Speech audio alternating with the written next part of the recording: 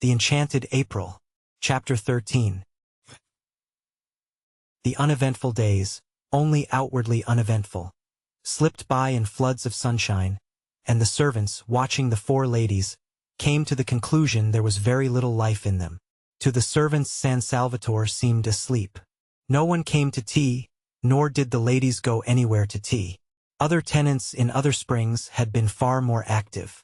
There had been stir and enterprise, the boat had been used, excursions had been made, Beppo's fly was ordered, people from Mezzago came over and spent the day.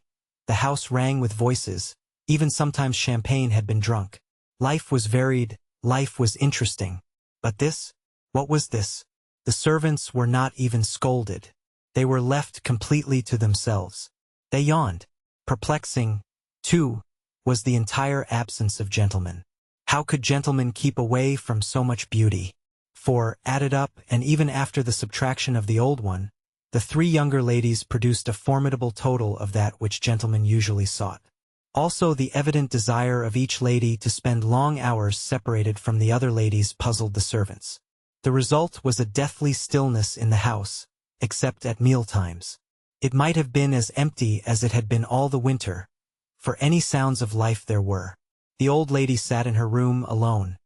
The dark-eyed lady wandered off alone, loitering, so Domenico told them, who sometimes came across her in the course of his duties, incomprehensibly among the rocks. The very beautiful fair lady lay in her low chair in the top garden, alone. The less, but still beautiful fair lady went up the hills and stayed up them for hours alone. And every day the sun blazed slowly round the house, and disappeared at evening into the sea, and nothing at all had happened. The servants yawned. Yet the four visitors, while their bodies sat, that was Mrs. Fisher's or lay, that was Lady Caroline's or loitered, that was Mrs. Arbuthnot's, or went in solitude up into the hills, that was Mrs. Wilkins's, were anything but torpid really. Their minds were unusually busy.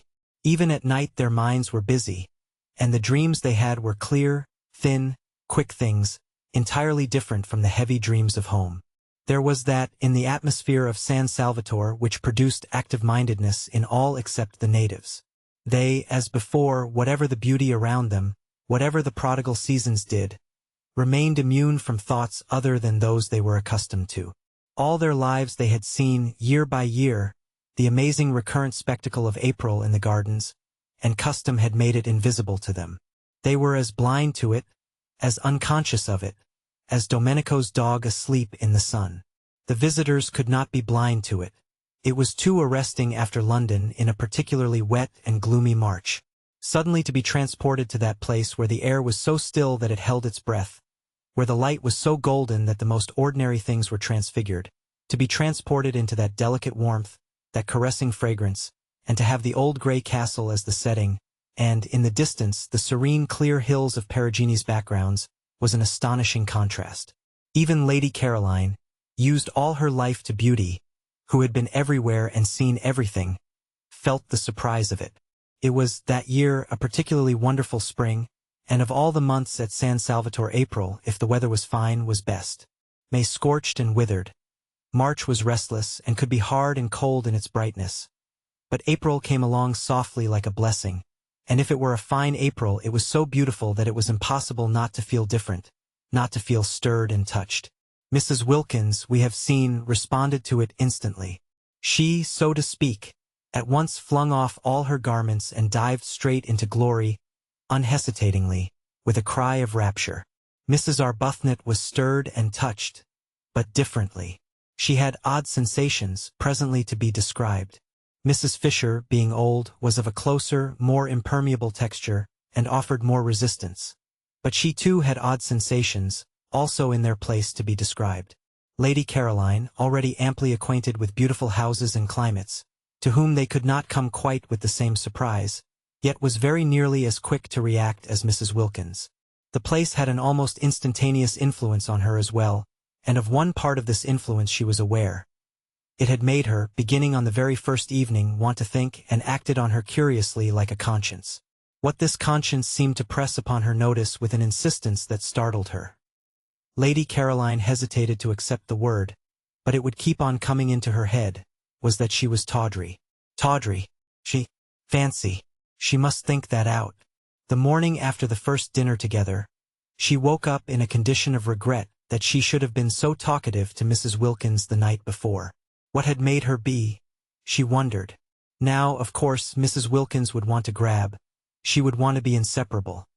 And the thought of a grabbing and an inseparableness that should last 4 weeks made Scrap's spirit swoon within her. No doubt the encouraged Mrs. Wilkins would be lurking in the top garden waiting to waylay her when she went out, and would hail her with morning cheerfulness.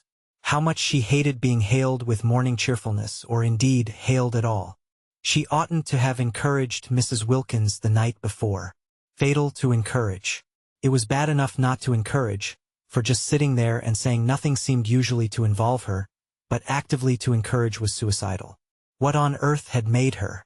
Now she would have to waste all the precious time, the precious, lovely time for thinking for getting square with herself in shaking Mrs. Wilkins off. With great caution and on the tips of her toes, balancing herself carefully lest the pebbles should scrunch, she stole out when she was dressed to her corner. But the garden was empty. No shaking off was necessary. Neither Mrs. Wilkins nor anybody else was to be seen. She had it entirely to herself. Except for Domenico, who presently came and hovered, watering his plants. Again, especially all the plants that were nearest her. No one came out at all. And when, after a long while of following up thoughts which seemed to escape her just as she had got them, and dropping off exhausted to sleep in the intervals of this chase, she felt hungry and looked at her watch and saw that it was past 3, she realized that nobody had even bothered to call her in to lunch. So that, Scrap could not but remark, if anyone was shaken off it was she herself. Well, but how delightful and how very new. Now she would really be able to think uninterruptedly. Delicious to be forgotten. Still, she was hungry, and Mrs. Wilkins, after that excessive friendliness the night before, might at least have told her lunch was ready. And she had really been excessively friendly, so nice about Mellish's sleeping arrangements, wanting him to have the spare room and all. She wasn't usually interested in arrangements, in fact she wasn't ever interested in them, so that Scrap considered she might be said almost to have gone out of her way to be agreeable to Mrs. Wilkins. And, in return, Mrs. Wilkins didn't even bother whether or not she had any lunch. Fortunately, though she was hungry, she didn't mind missing a meal. Life was full of meals. They took up an enormous proportion of one's time, and Mrs. Fisher was, she was afraid, one of those persons who at meals linger. Twice now had she dined with Mrs. Fisher, and each time she had been difficult at the end to dislodge, lingering on slowly cracking innumerable nuts and slowly drinking a glass of wine that seemed as if it would never be finished. Probably it would be a good thing to make a habit of missing lunch, and as it was quite easy to have tea brought out to her, and as she breakfasted in her room, only once a day would she have to sit at the dining-room table and endure the nuts. Scrap burrowed her head comfortably in the cushions, and with her feet crossed on the low parapet gave herself up to more thought. She said to herself, as she had said at intervals throughout the morning, "Now I'm going to think." But, never having thought out anything in her life, it was difficult. Extraordinary how one's attention wouldn't stay fixed. Extraordinary how one's mind slipped sideways. Settling herself down to a review of her past as a preliminary to the consideration of her future, and hunting in it to begin with for any justification of that distressing word tawdry, the next thing she knew was that she wasn't thinking about this at all, but had somehow switched on to Mr. Wilkins. Well, Mr. Wilkins was quite easy to think about, though not pleasant. She viewed his approach with misgivings. For not only was it a profound and unexpected bore to have a man added to the party, and a man, too, of the kind she was sure Mr. Wilkins must be, but she was afraid, and her fear was the result of a drearily unvarying experience, that he might wish to hang about her. This possibility had evidently not yet occurred to Mrs. Wilkins, and it was not one to which she could very well draw her attention. Not, that is, without being too fatuous to live. She tried to hope that Mr. Wilkins would be a wonderful exception to the dreadful rule. If only he were, she would be so much obliged to him that she believed she might really quite like him. But she had misgivings. Suppose he hung about her so that she was driven from her lovely top garden. Suppose the light in Mrs. Wilkins's funny, flickering face was blown out. Scrap felt she would particularly dislike this to happen to Mrs. Wilkins's face. Yet she had never in her life met any wives, not any at all, who had been able to understand that she didn't in the least want their husbands. Often she had met wives who didn't want their husbands either, but that made them none the less indignant if they thought somebody else did, and none the less sure when they saw them hanging round Scrap that she was trying to get them. Trying to get them. The bare thought, the bare recollection of these situations, filled her with a boredom so extreme that it instantly sent her to sleep again. When she woke up she went on with Mr. Wilkins. Now if, thought Scrap, Mr. Wilkins were not an exception and behaved in the usual way, would Mrs. Wilkins understand, or would it just simply spoil her holiday? She seemed quick, but would she be quick about just this? She seemed to understand and see inside one, but would she understand and see inside one when it came to Mr. Wilkins? The experienced Scrap was full of doubts. She shifted her feet on the parapet. She jerked a cushion straight. Perhaps she had better try and explain to Mrs. Wilkins, during the days still remaining before the arrival, explain in a general way, rather vague and talking at large, her attitude towards such things. She might also expound to her peculiar dislike of people's husbands, and her profound craving to be, at least for this 1 month, let alone. But Scrap had her doubts about this too. Such talk meant a certain familiarity, meant embarking on a friendship with Mrs. Wilkins. And if, after having embarked on it and faced the peril it contained of too much Mrs. Wilkins, Mr. Wilkins should turn out to be artful, and people did get very artful when they were set on anything, and manage after all to slip through into the top garden, Mrs. Wilkins might easily believe she had been taken in, and that she, Scrap, was deceitful. Deceitful. And about Mr. Wilkins. Wives were really pathetic. At 4:30 she heard sounds of saucers on the other side of the daphne bushes. Was tea being sent out to her? No. The sounds came no closer, they stopped near the house. Tea was to be in the garden, in her garden. Scrap considered she might at least have been asked if she minded being disturbed. They all knew she sat there. Perhaps someone would bring hers to her in her corner. No, nobody brought anything. Well, she was too hungry not to go and have it with the others today, but she would give Francesca strict orders for the future. She got up, and walked with that slow grace which was another of her outrageous number of attractions towards the sounds of tea. She was conscious not only of being very hungry but of wanting to talk to Mrs. Wilkins again. Mrs. Wilkins had not grabbed. She had left her quite free all day in spite of the rapprochement the night before. Of course she was an original and put on a silk jumper for dinner, but she hadn't grabbed. This was a great thing. Scrap went towards the tea table quite looking forward to Mrs. Wilkins. And when she came in sight of it she saw only Mrs. Fisher and Mrs. Arbuthnot. Mrs. Fisher was pouring out the tea, and Mrs. Arbuthnot was offering Mrs. Fisher macaroons. Every time Mrs. Fisher offered Mrs. Arbuthnot anything, her cup or milk or sugar, Mrs. Arbuthnot offered her macaroons, pressed them on her with an odd assiduousness, almost with obstinacy. Was it a game? Scrap wondered, sitting down and seizing a macaroon. "Where is Mrs. Wilkins?" asked Scrap. They did not know. At least, Mrs. Arbuthnot, on Scrap's inquiry, did not know. Mrs. Fisher's face, at the name, became elaborately uninterested. It appeared that Mrs. Wilkins had not been seen since breakfast. Mrs. Arbuthnot thought she had probably gone for a picnic. Scrap missed her. She ate the enormous macaroons, the best and biggest she had ever come across, in silence. Tea without Mrs. Wilkins was dull.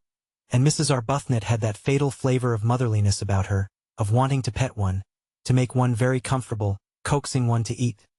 Coaxing her, who was already so frankly, so even excessively eating, that seemed to have dogged Scrap's steps through life. Couldn't people leave one alone? She was perfectly able to eat what she wanted unincited. She tried to quench Mrs. Arbuthnot's zeal by being short with her. Useless. The shortness was not apparent. It remained, as all Scrap's evil feelings remained, covered up by the impenetrable veil of her loveliness. Mrs. Fisher sat monumentally, and took no notice of either of them. She had had a curious day, and was a little worried. She had been quite alone, for none of the three had come to lunch, and none of them had taken the trouble to let her know they were not coming. And Mrs. Arbuthnot, drifting casually into tea, had behaved oddly till Lady Caroline joined them and distracted her attention. Mrs. Fisher was prepared not to dislike Mrs. Arbuthnot, whose parted hair and mild expression seemed very decent and womanly, but she certainly had habits that were difficult to like. Her habit of instantly echoing any offer made her of food or drink, of throwing the offer back on one, as it were, was not somehow what one expected of her. "Will you have some more tea?" was surely a question to which the answer was simply yes or no. But Mrs. Arbuthnot persisted in the trick she had exhibited the day before at breakfast, of adding to her yes or no the words, "Will you?" She had done it again that morning at breakfast, and here she was doing it at tea, the two meals at which Mrs. Fisher presided and poured out. Why did she do it? Mrs. Fisher failed to understand. But this was not what was worrying her. This was merely by the way. What was worrying her was that she had been quite unable that day to settle to anything, and had done nothing but wander restlessly from her sitting room to her battlements and back again. It had been a wasted day, and how much she disliked waste. She had tried to read, and she had tried to write to Kate Lumley. But no. A few words read, a few lines written, and up she got again and went out on to the battlements and stared at the sea. It did not matter that the letter to Kate Lumley should not be written. There was time enough for that. Let the others suppose her coming was definitely fixed. All the better. So would Mr. Wilkins be kept out of the spare room and put where he belonged. Kate would keep. She could be held in reserve. Kate in reserve was just as potent as Kate in actuality, and there were points about Kate in reserve which might be missing from Kate in actuality. For instance, if Mrs. Fisher were going to be restless, she would rather Kate were not there to see. There was a want of dignity about restlessness, about trotting backwards and forwards. But it did matter that she could not read a sentence of any of her great dead friends' writings. No, not even of Browning's, who had been so much in Italy, nor of Ruskin's, whose Stones of Venice she had brought with her to reread so nearly on the very spot. Nor even a sentence of a really interesting book like the one she had found in her sitting room about the home life of the German emperor, poor man, written in the 90s, when he had not yet begun to be more sinned against than sinning, which was, she was firmly convinced, what was the matter with him now, and full of exciting things about his birth and his right arm and accoutreurs, without having to put it down and go and stare at the sea. Reading was very important. The proper exercise and development of one's mind was a paramount duty. How could one read if one were constantly trotting in and out? Curious, this restlessness. Was she going to be ill? No, she felt well. Indeed, unusually well, and she went in and out quite quickly, trotted, in fact, and without her stick. Very odd that she shouldn't be able to sit still, she thought, frowning across the tops of some purple hyacinths at the Gulf of Spezia glittering beyond a headland. Very odd that she, who walked so slowly, with such dependence on her stick, should suddenly trot. It would be interesting to talk to someone about it, she felt. Not to Kate, to a stranger. Kate would only look at her and suggest a cup of tea. Kate always suggested cups of tea. Besides, Kate had a flat face. That Mrs. Wilkins now, annoying as she was, loose-tongued as she was, impertinent, objectionable, would probably understand, and perhaps know what was making her be like this. But she could say nothing to Mrs. Wilkins. She was the last person to whom one would admit sensations. Dignity alone forbade it. Confide in Mrs. Wilkins? Never. And Mrs. Arbuthnot, while she wistfully mothered the obstructive scrap at tea, felt too that she had had a curious day. Like Mrs. Fisher's, it had been active, but, unlike Mrs. Fisher's, only active in mind. Her body had been quite still. Her mind had not been still at all, it had been excessively active. For years she had taken care to have no time to think. Her scheduled life in the parish had prevented memories and desires from intruding on her. That day they had crowded. She went back to tea feeling dejected, and that she should feel dejected in such a place with everything about her to make her rejoice, only dejected her the more. But how could she rejoice alone? How could anybody rejoice and enjoy and appreciate, really appreciate, alone? Except Lottie. Lottie seemed able to. She had gone off down the hill directly after breakfast, alone yet obviously rejoicing, for she had not suggested that Rose should go too, and she was singing as she went. Rose had spent the day by herself, sitting with her hands clasping her knees, staring straight in front of her. What she was staring at were the gray swords of the agaves, and, on their tall stalks, the pale irises that grew in the remote place she had found, while beyond them, between the gray leaves and the blue flowers, she saw the sea. The place she had found was a hidden corner where the sun-baked stones were padded with time, and nobody was likely to come. It was out of sight and sound of the house. It was off any path. It was near the end of the promontory. She sat so quiet that presently lizards darted over her feet, and some tiny birds like finches, frightened away at first, came back again and flitted among the bushes round her just as if she hadn't been there. How beautiful it was! And what was the good of it with no one there? No one who loved being with one, who belonged to one, to whom one could say, "Look," and wouldn't one say, "Look, dearest"?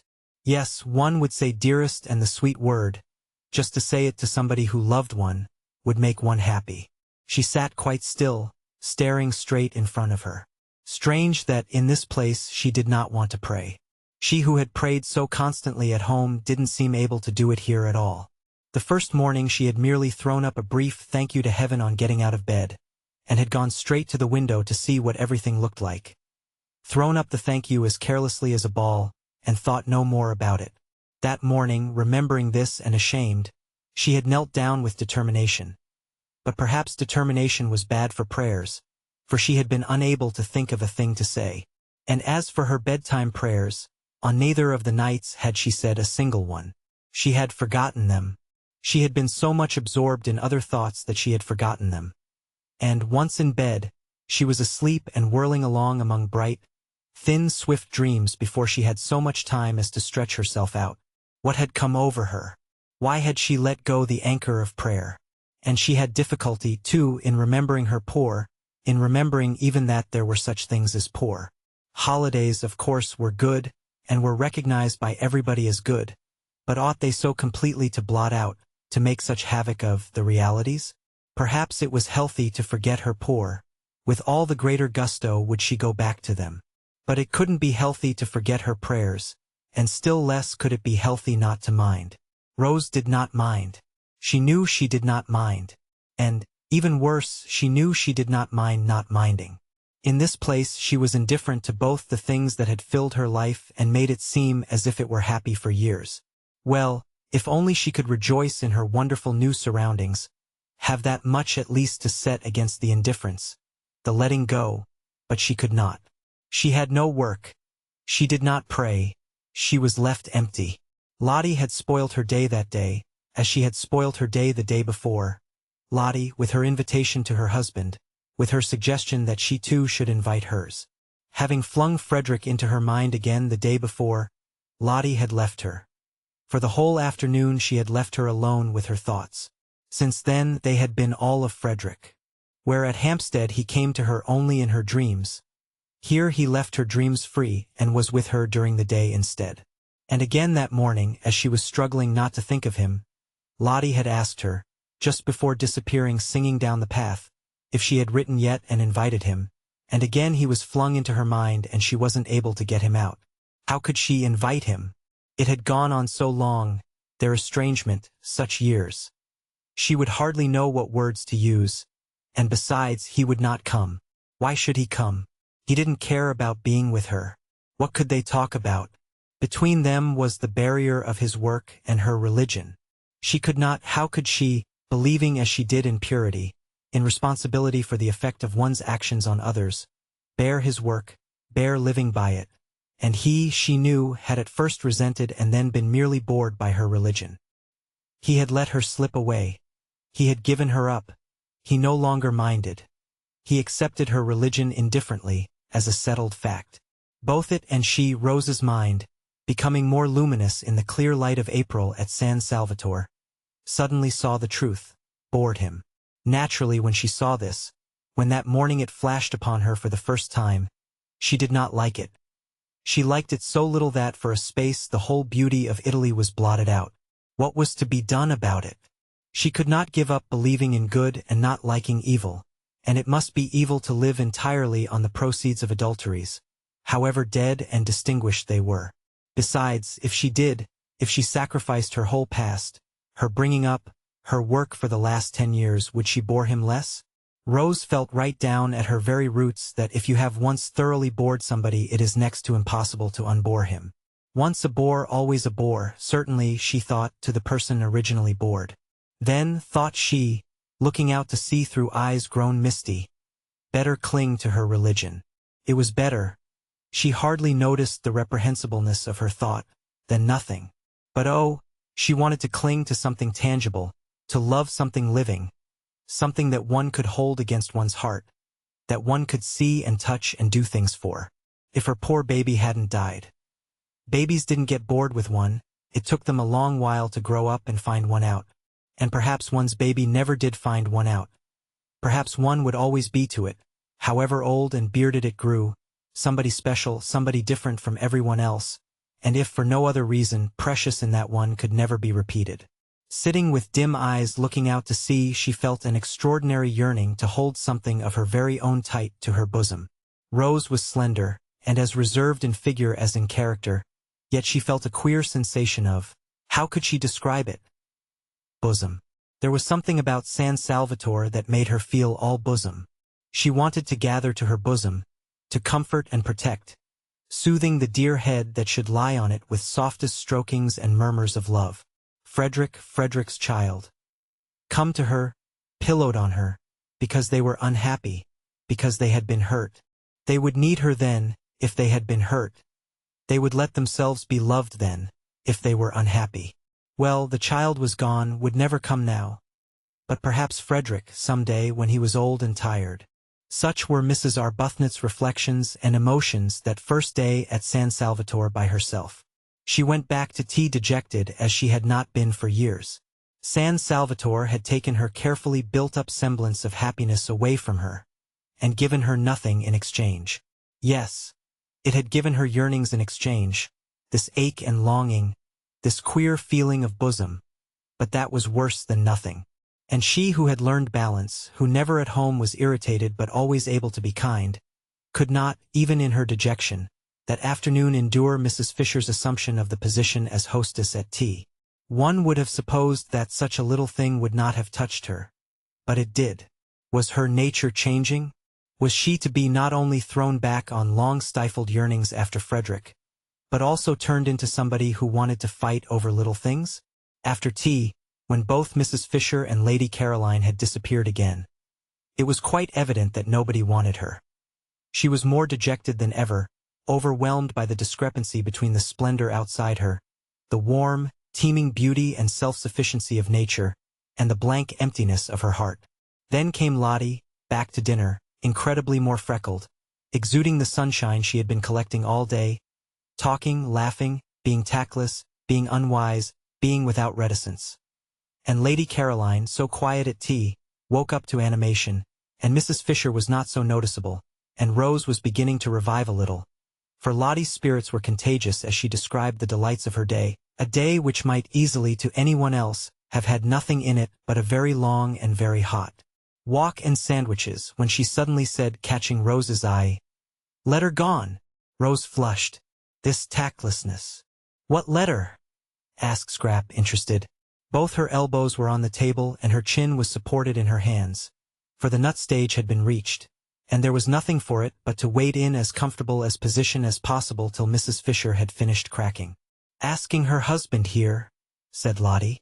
Mrs. Fisher looked up. Another husband? Was there to be no end to them? Nor was this one, then, a widow either. But her husband was no doubt a decent, respectable man, following a decent, respectable calling. She had little hope of Mr. Wilkins. So little that she had refrained from inquiring what he did. "Has it?" persisted Lottie, as Rose said nothing. "No," said Rose. "Oh, well, tomorrow then," said Lottie. Rose wanted to say no again to this. Lottie would have in her place, and would, besides, have expounded all her reasons. But she could not turn herself inside out like that and invite any and everybody to come and look. How was it that Lottie, who saw so many things, didn't see stuck on her heart, and seeing keep quiet about it, the sore place that was Frederick? "Who is your husband?" asked Mrs. Fisher, carefully adjusting another nut between the crackers. "Who should he be?" said Rose quickly, roused at once by Mrs. Fisher to irritation. "Except Mr. Arbuthnot?